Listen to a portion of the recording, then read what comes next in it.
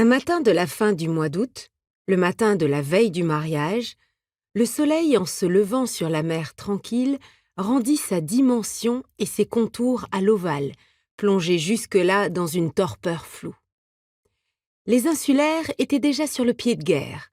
Il fallait livrer le lait aux estivants, ouvrir les boutiques pour qu'ils puissent satisfaire leur frénésie d'achat, tondre leurs pelouses, laver leurs voitures, une interminable chaîne de petits boulots à exécuter en priorité, surtout dans l'Ovale, dont les habitants étaient des gens de couleur et s'attendaient qu'on les traitât avec des égards très particuliers.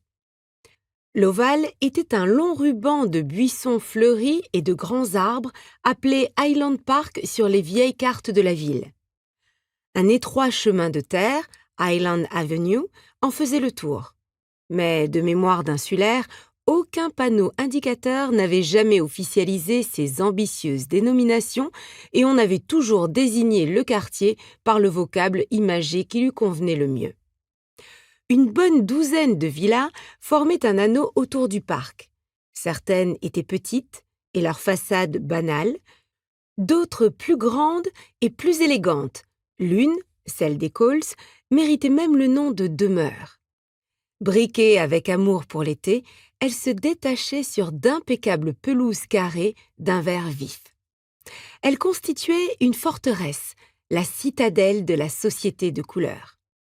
Leurs occupants étaient fiers d'affirmer qu'eux-mêmes, ou mieux encore leurs ancêtres, étaient propriétaires d'une seconde résidence depuis l'époque où quelques hommes et femmes à la peau sombre, s'étant élevés au-dessus de leurs traditionnelles conditions de domestiques, avaient élu ces lieux pour leur exode estival.